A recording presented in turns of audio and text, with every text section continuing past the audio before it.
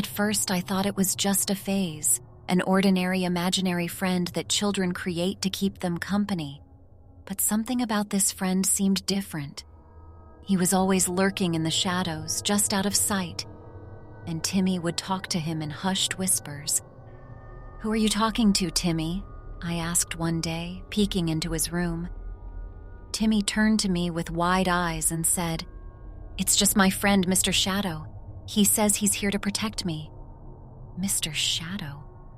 I thought it was a peculiar name for an imaginary friend, but I shrugged it off, thinking it was harmless play.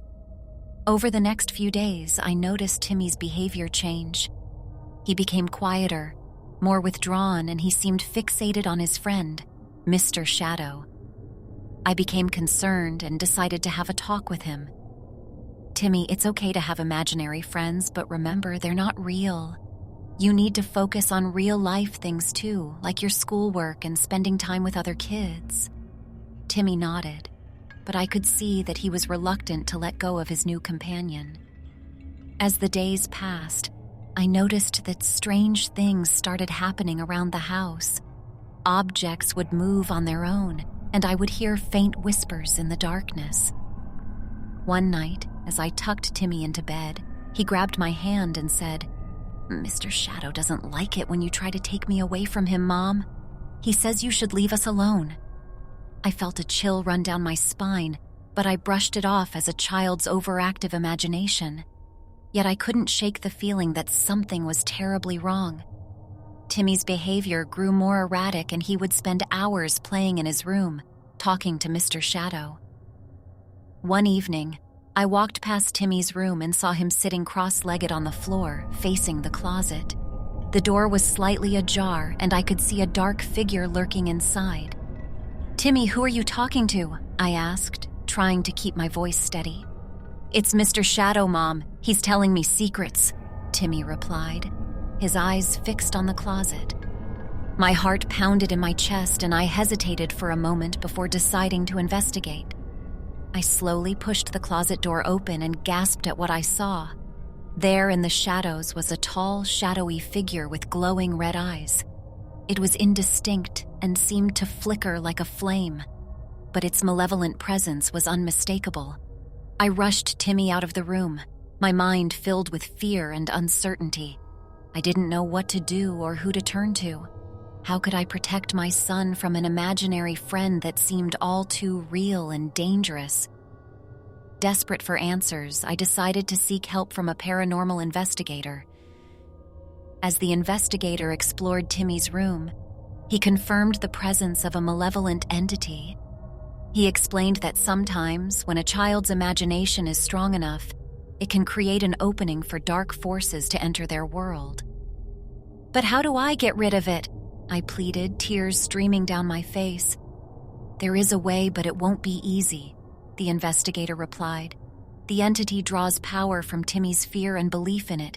We need to break that connection."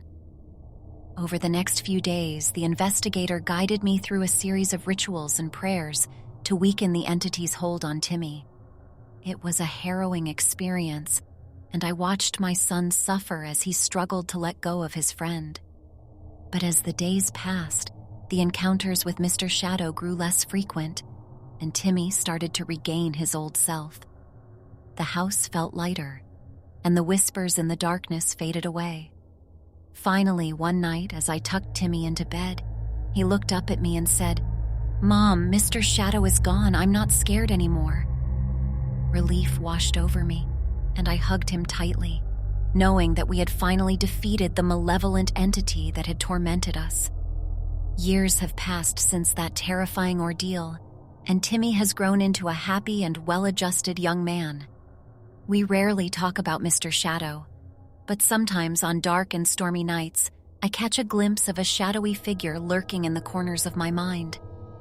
I remind myself that it's just my imagination, but a part of me wonders if Mr. Shadow truly is gone, or if he's merely biding his time, waiting for another opportunity to return.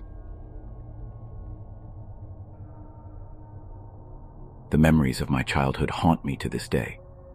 I can still vividly recall the innocent laughter and carefree days before it all began. before the darkness took hold of my soul and turned my world into a living nightmare. It started innocently enough. I was just a curious and imaginative child, always finding joy in the simplest of things. My parents often called me their little angel, blissfully unaware of the malevolent forces that lurked in the shadows, waiting to pounce on my innocence. It was during the summer of my 7th year that the first sign of the darkness manifested. I remember waking up in the middle of the night, the moonlight casting eerie shadows across my room. As I lay there, I saw a movement out of the corner of my eye. I turned my head, expecting to see nothing but the usual toys and stuffed animals scattered across the floor. But what I saw made my heart skip a beat. A tall, shadowy figure stood in the darkness, its eyes glowing with an unnatural red hue. I blinked, thinking it was a trick of my sleepy mind. But when I opened my eyes again, it was still there, staring at me with an unsettling grin. I pulled the covers over my head, praying that it would go away. But when I dared to look again, the figure was still there, now closer to my bed. I could feel its presence, cold and malevolent, like a suffocating fog that wrapped around me. The next day I tried to brush it off as a bad dream, but the figure kept appearing night after night. I was too scared to tell my parents. They wouldn't believe me anyway, so I kept my torment a secret, my innocence slowly slipping away like sand through my fingers. As the days turned into weeks, I began to see more than just the shadowy figure. Faces appeared in the mirrors, twisted and contorted with agony. Strange whispers echoed through the hallways, but whenever I tried to find the source, the voices would fade into silence. I became withdrawn and fearful, no longer finding joy in the things that once brought me happiness. The darkness was consuming me, its icy grip tightening around my soul. I longed for the days when my world was filled with laughter and wonder, but those days seemed like distant memories now. One evening, while my parents were out, I heard a soft voice calling my name. I followed it to the basement where an old Ouija board lay forgotten in a dusty corner. Against my better judgment, I reached out and touched the wooden planchette. It moved under my fingers, spelling out cryptic messages. "Join us," it said. "Embrace the darkness."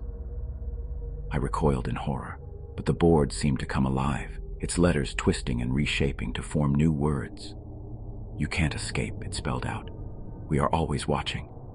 Tears welled up in my eyes as I ran back upstairs, vowing never to touch that accursed board again.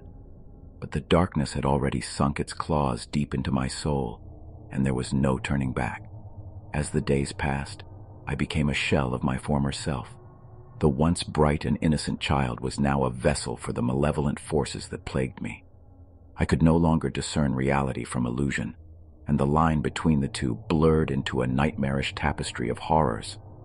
One fateful night, I awoke to find my reflection in the mirror contorted into a grotesque mockery of my own face. The room was filled with a chilling presence, and I knew that the darkness was no longer content to be a mere observer in my life. "You belong to us now," a sinister voice whispered in my ear. "There's no escape." Tears streamed down my face as I pleaded for it to leave me alone, but the darkness only laughed, a cold and heartless sound that sent shivers down my spine. From that moment on, the darkness consumed me entirely. I was no longer a child. I was a vessel for its malevolence, an instrument of its wicked desires. My parents noticed the change in me, but they couldn't comprehend the true horror that had befallen their innocent child. They took me to doctors and therapists, hoping to find answers, but none could explain the inexplicable. I was lost in a world of torment, my sanity slipping further away with each passing day. The darkness showed me things that weren't there, whispered lies and twisted truths into my mind until I could no longer trust my own senses. Now, as I sit here, an adult with a shattered soul, I can't help but wonder if I was ever truly innocent, or if the darkness had always lurked within me, waiting for the right moment to strike. The memories of my childhood haunt me to this day, and I fear that the darkness will never truly let me go. It has become a part of me, an indelible mark on my soul that I can never escape. And so I wander through life, a mere shadow of the person I once was, forever haunted by the past and the innocence I lost to the malevolent forces that lurk in the darkness. As a father, my greatest joy was watching my family grow. My wife, Emily, and I were blessed with a beautiful little girl named Lily. Her laughter filled our home, and her innocence brought warmth to our hearts. But our happiness was about to be shattered by a bone-chilling and sinister presence that would haunt us forever. It all began one stormy night. The wind howled outside and the rain beat against the windows like a relentless drum. Lily was tucked safely in her bed, and Emily and I settled in for the night. But as I lay there, I couldn't shake the feeling that we were being watched. I brushed it off as my imagination running wild, but that night I had a horrifying nightmare. I dreamt of a sinister figure, tall and cloaked in shadows, hovering over Lily's crib. Its eyes glowed like burning embers, fixated on my daughter. I jolted awake, my heart pounding in my chest. It was just a dream, I reassured myself, but the unease lingered. As I glanced at Lily's room, I saw a faint silhouette in the darkness, disappearing as quickly as it appeared.